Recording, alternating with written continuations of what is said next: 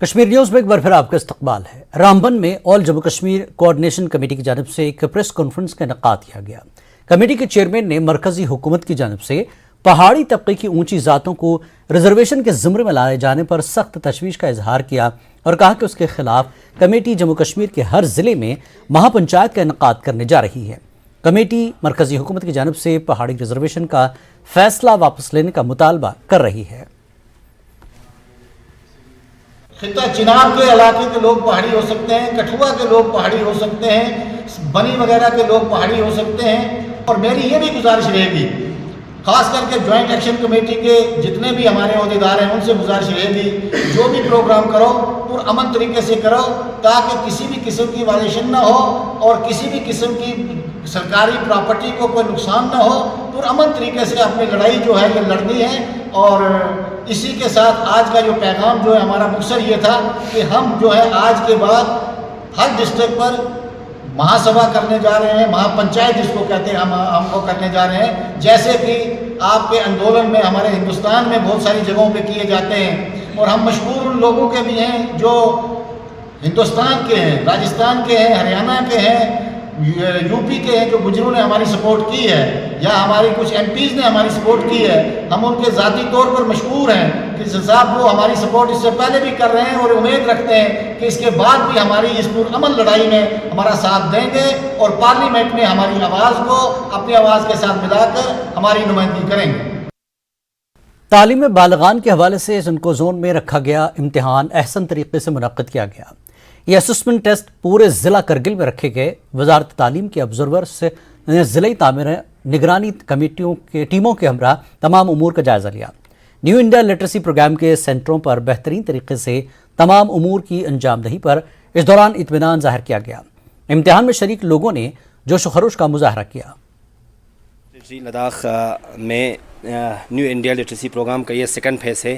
First phase winter میں چلا تھا، سیکنڈ فیز ابھی چل رہے ہیں۔ تو مقصد یہ ہے کہ ایجوکیشن ڈپارٹمنٹ کا کہ جتنے بھی 15 سال سے ابو جتنے بھی جو پڑھے لکھے نہیں ہیں ان کو کم از کم کچھ نہ صحیح اپنے نام لکھنا آ جائے اور اکاؤنٹ نمبر، موبائل نمبر، یعنی وہ کچھ حد تک لٹریٹ ہو، اس لیے یہ قدم اٹھایا گیا ہے اور یہ بہت ہی اچھا قدم تھا یونین ٹیریٹری لداخ کا۔ تو ہم یہی توقع کرتے ہیں کہ آنے والے بہت ہی شارٹ دنوں میں یونین ٹیریٹری 100% لٹریٹ ہونے والے ہیں۔ رمی تقسیم بریل صاحب دون دے گا چادی کا اما پی میں تقسیم چیز بریل صاحب غتی میں تقسیم بریل صاحب دون گا چادی دیکھ بریز پہ بات پہ نو غتا یوں کھانے ساغون بریز یا دیکھ کوئنس دیکھ دیو تون دیو تون زر کھان پہ گا چا سکان زیا جوا بخشیس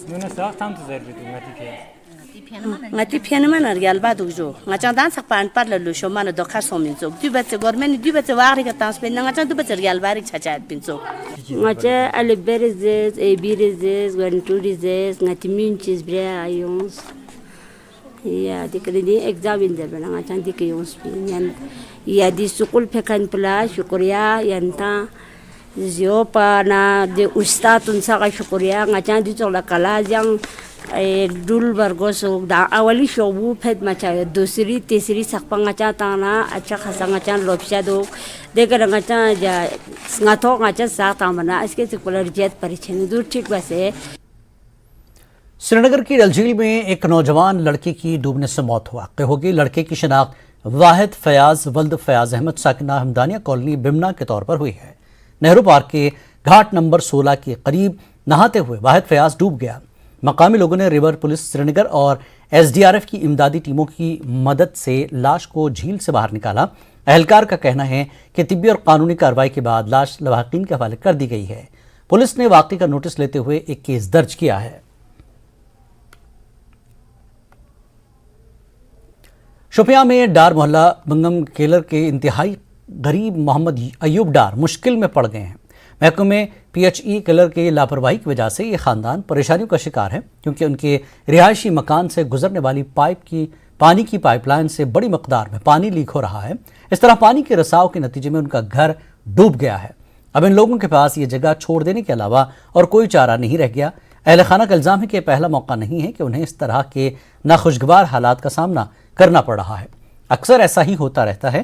متاثرین کا الزام ہے کہ وہ اپنے مسئلے سے مختلف متعلقہ محکموں کو پہلے ہی आगाह कर चुके हैं, लेकिन कोई भी उनकी परेशानियों का हल करने के लिए नहीं आया।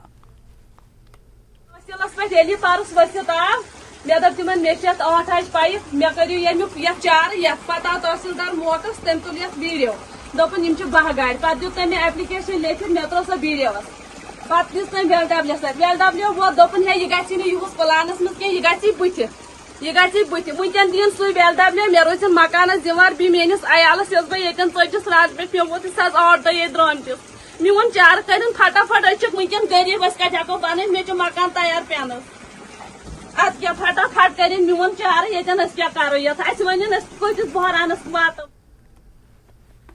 गुरेज में 17वीं साइंटिफिक एडवाइजरी कमेटी की मीटिंग स्कॉट्स के वाइस चांसलर प्रोफेसर नज़ीर अहमद गनाई की सरबराही में मुनक्किद की गई। डायरेक्टर एक्सटेंशन प्रोफेसर दिल मोहम्मद मखदूमी, डायरेक्टर रिसर्च तारिक हुसैन मसूदी के अलावा कश्मीर के तमाम कृषि विज्ञान केंद्रों के सरबराहों ने शिरकत की। वाइस चांसलर ने गुरेज में कृषि विज्ञान केंद्र का संग बुनियाद भी रखा। वाइस चांसलर का कहना था कि गुरेज का काला जीरा से लेकर आलू और मुख्तलिफ दालों के लिए जाना जाता है और स्कॉट्स की ये कोशिश रही कि गुरेज में ज़रई शोबे को नई बुलंदियों तक पहुंचाया जा सके।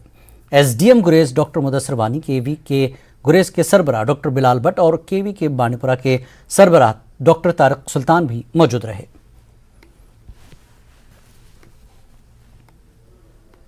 शेर कश्मीर ज़री यूनिवर्सिटी का बहुत तवज्जो है जो हमारे ट्राइबल और बॉर्डर एरियाज़ हैं, उनमें बांडीपुरा एक हमारा डिस्ट्रिक्ट है और बांडीपुरा में आज हमने दूसरी KVK का जो है ना फाउंडेशन स्टोन आज यहाँ पर रखा है।